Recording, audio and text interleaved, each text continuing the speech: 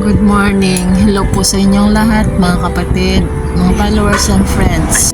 Ito yung video ng pagdalaw namin kay ng Susan.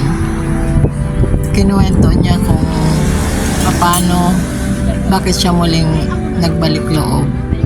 Halos palagi niyang napapanaginipan na nasa pagtupad siya ng tungkulin. Katunayan na tinatawag na siya ng ating ama para magbalik loob.